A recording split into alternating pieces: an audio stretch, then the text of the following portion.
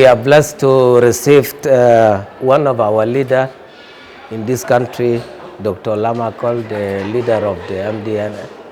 So Dr. Lam has come this morning to see the Right Honorable Speaker, and they have shared the right range of a lot of issues concerning the peace agreement and the role of Parliament in concerning the decision-making process, legislation powers, and what should the Parliament do to push the government to go for the national election.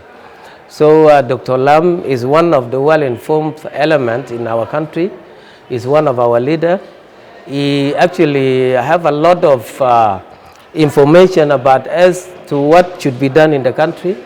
And in fact, the participation of the partner to the peace agreement should be actually something to correspond with. And in fact, he has shared a lot of wide range of issues which are pertaining to the peace agreement, and his position as one of the leaders to the peace agreement. He also made it clear that the country should be possibly go for election if people have the political will, especially the Articuno government.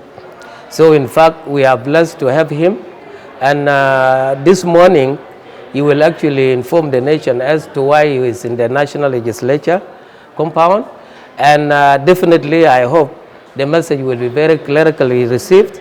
And Dr. Lam, we are very blessed to have you.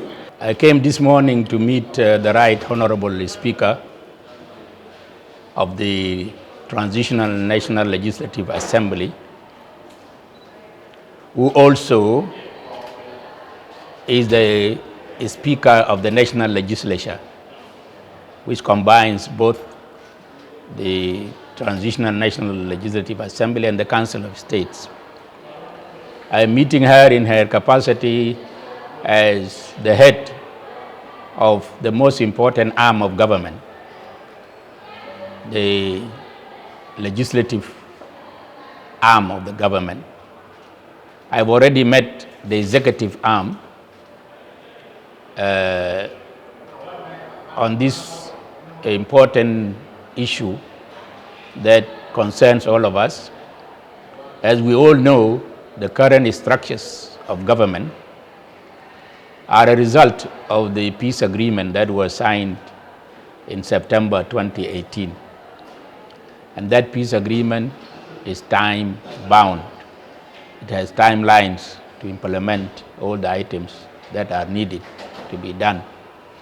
And all the items are interrelated, and they are supposed to lead to the objective of the peace agreement itself, which is to have sustainable peace in the country and to usher in a democratic era at the end of it.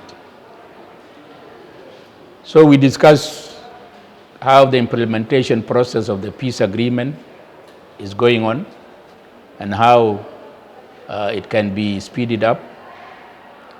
And of course, central in this discussion is the issue of the election. There is a lot of debate these days on whether the election to take place in December 2024 or whether they should not take place, and so on. The first point to stress is that election is not an isolated item. It is part of the requirements of the peace agreement. It is the end point of the peace agreement. It is the exit point of the peace agreement that the transitional period can only end in an election. So it is not a question of whether we like elections or not. It is a must if we are true to the spirit and letter of the peace agreement.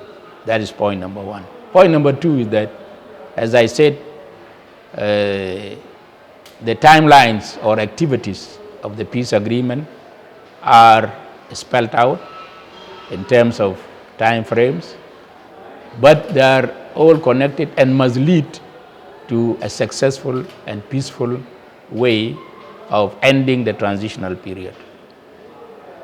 As you know, last year, actually the year before, in 2022, the parties sat down and decided to extend the interim period for 2 more years because they thought it was not enough to implement the required activities.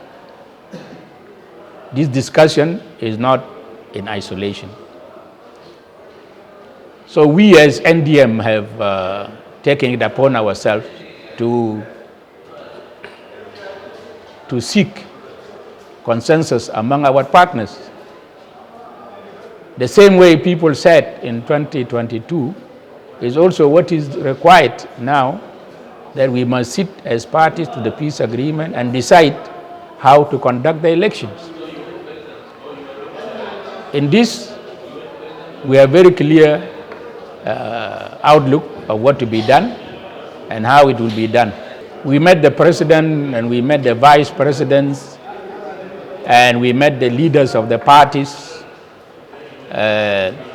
We were supposed to meet the Right Honorable Speaker much earlier, but because of certain circumstances, it was not possible. And now we're meeting her closes the circle of talking to all who are concerned regarding this process. So our first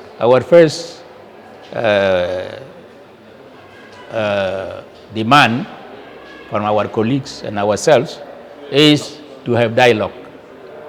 We as political parties must sit down and discuss how to approach the election process, because election is an inclusive process. Election is something that involves all of us, and therefore it cannot be done by one party, or it cannot be obstructed by one party. It must be a joint decision by all of us to say we go ahead, or we postpone, or we delay. These are things that can be decided only by the parties to the peace agreement, because by provision of the agreement itself, it is they who can amend it. There's an Article 8.4 in the peace agreement that was used last time in 2022 to extend the transitional period for 2 more years. It is the same article now we can use to shorten the period if we want to have election in 2024. It must be a joint decision between all of us. This is precisely our point of view. Related to that, we have set out details of how the prerequisites can be implemented depending on what the parties have agreed upon. I think it was a very fruitful discussion. She was attentive and she was appreciative of the process, as it is the only way forward that can deliver our country in a way all of us want. Thank you very much.